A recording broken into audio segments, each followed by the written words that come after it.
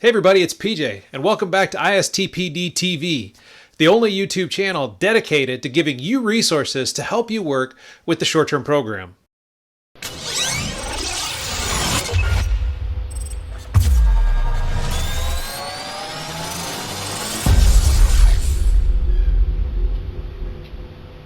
Today, we're going to take a look at the teams list. We want a place for our mobilizing regions to be able to share real-time information with our receiving regions. And we also want a place where all of the mobilizing regions can look and see exactly how a team is filling up. If you're working in a mobilizing region, you'll need to be able to take a look at the teams list regularly to see what availabilities there still are on the various teams.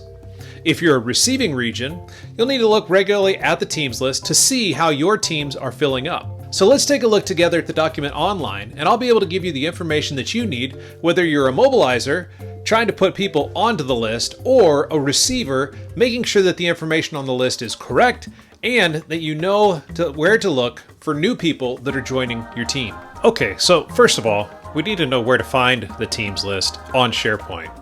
So let's take a look. First, we can open Home. Then we're going to want to go over to the short-term folder. Under the short-term folder, we're going to open the Teams folder. And in the 2022 teams, we will find the teams list right here. So click to open that up and you'll be able to make the changes you need to make. And this is what you'll see. All of our teams for 2022 listed on this document. If you're a receiving region, I'd like to encourage you to go through this document to make sure that, first of all, your teams are listed on the document. Second, that there's the correct number of spots for your team members. And third, that the arrival and departure dates are correct for your teams, as well as any other information about your team. You'll see that each team has a number of slots available on the teams list. This number of spots should be the number of people that the receiving region would like to have on the team. For instance, for Go in 2022, we have 17 spots.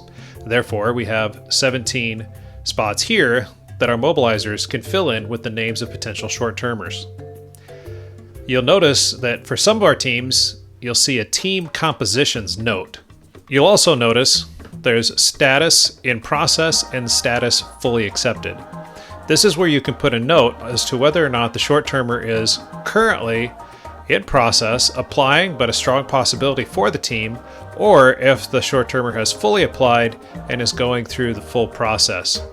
This will help us to know how far along the short-termer is in the process and how likely they are to actually be on the team when it happens. It's also critical to understand that there is a pending section for most of these teams.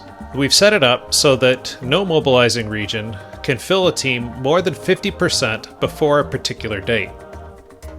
This allows for smaller mobilizing regions as well as mobilizing regions that have a longer time for people to apply to still be able to put their people onto a team.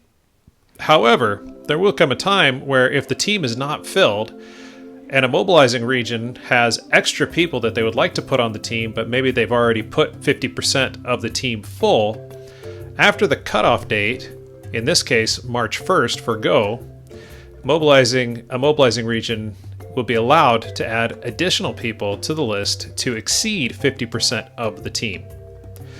Until that time, if a mobilizing region has individuals who are interested in the team, but they're not able to put them officially onto the team because they've already exceeded their 50% or are close to exceeding it, they can put the name of the individual down into the pending section so that once this date arrives, that we know who it is that will be going into the team if the team is not full at that time. So let's just take a look real quick at the teams that we have so far on the list for 2022.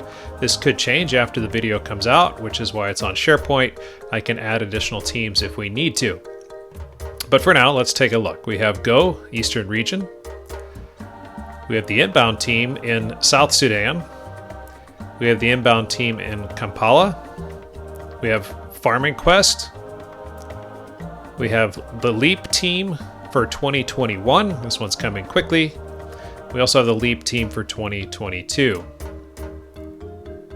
We have the BAM internship in NA2, the AIM Air internship in Nairobi, opportunities to help at ABO, and then we also have the DREAM teams that are happening through the diaspora region. Again, the places of these could change, the dates could change, but for now, these are the things that we have on here. When you go to sign somebody up for a team, let's just pretend that Jimmy Smith wants to sign up for Go next year. And since Jimmy will be coming from the US, our office in the US will open this document. We'll put in US in the mobilizing region. We'll type in Jimmy's name. We'll let people know that Jimmy is male. That will help us. At this point, we don't have placement locations for Go, so we won't put the placement location in there yet. This will be able to be worked out in the receiving region and the mobilizing region, but for now, we'll leave that blank. And we'll say that Jimmy has been fully accepted. So now we have somebody on the Go sheet.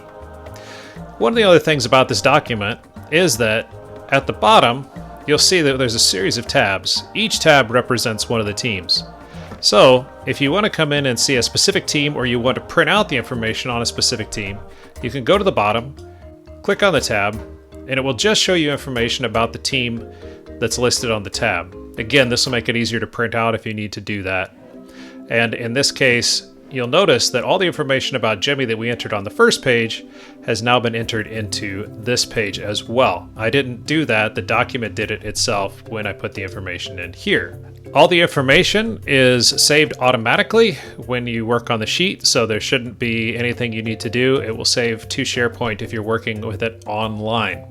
If you download the document, it won't save the information back, so you need to work on this one online.